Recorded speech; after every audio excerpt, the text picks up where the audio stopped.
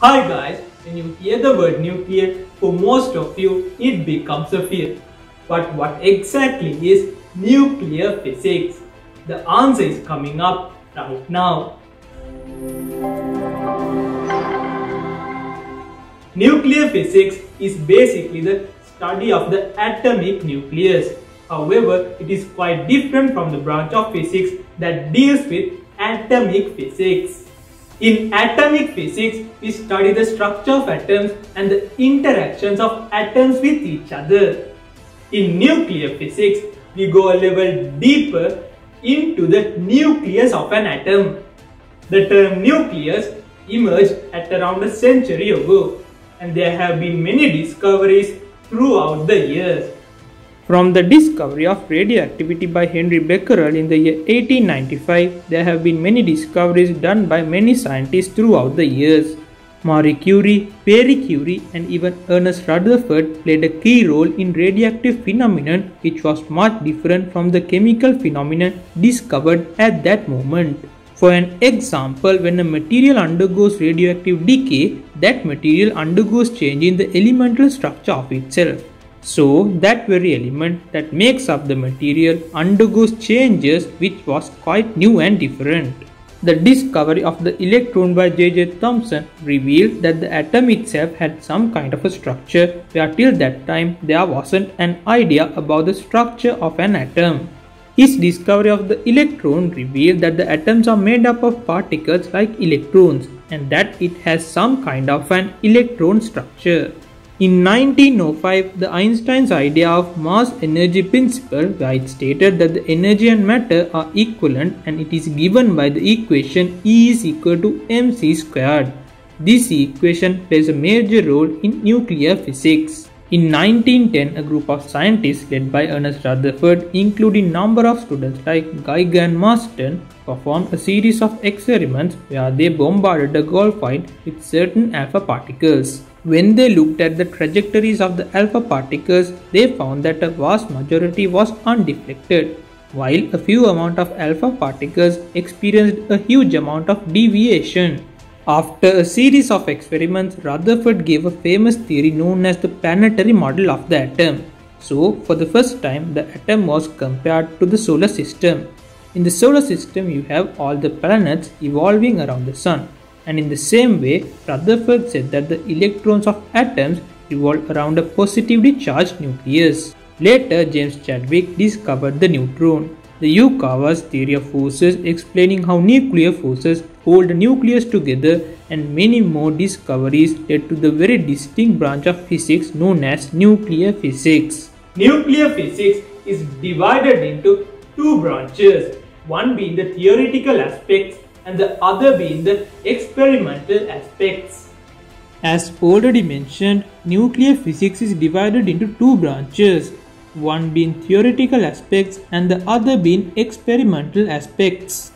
First, let us discuss about the theoretical aspects. As you can see, they are mainly subdivided into nuclear properties, nuclear models, radioactivity, and nuclear reactions.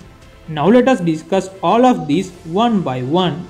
So guys, what are these nuclear properties? It deals with the size or the radius of the nucleus, the mass, the charge, the spin, the angular momentum, the magnetic momentum, which has different properties and different phenomena associated with the nucleus. Now let us discuss about the nuclear models. So guys, what are nuclear models that fall under theoretical aspects of nuclear physics?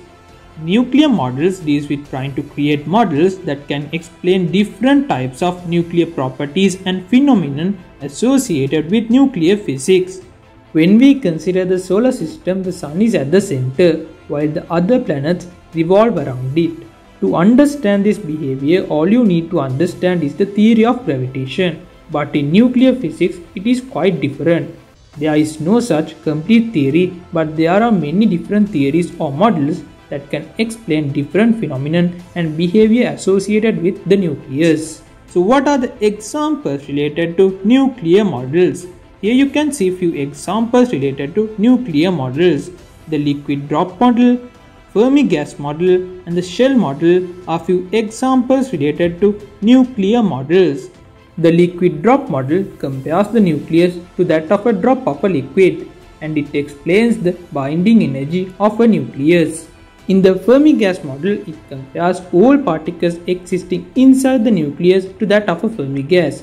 Also tries to explain the depth of a potential of a nucleus, why beta decay happens, why there are almost equal number of protons and neutrons inside the nucleus.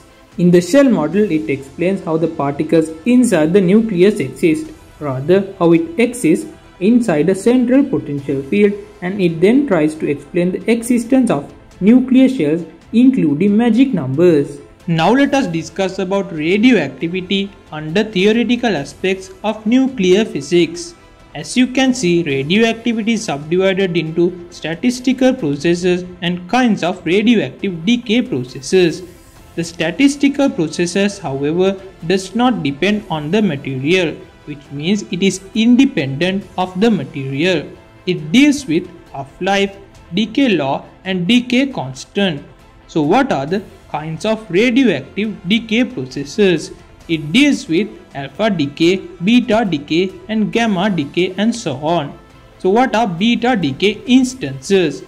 Positron emission, electron capture, negative beta decays or even inverse beta decays are instances where beta decay occurs. Now let us discuss about the nuclear reactions. Radioactivity is a spontaneous nuclear reaction. We also have nuclear reactions done experimentally after bombarding particles together. Here we have an instance where a neutron is bombarded on an uranium atom. In nuclear physics, you are able to study the nuclear reactions and the kinematics associated with the nuclear reactions. The other branch of nuclear physics is experimental aspects.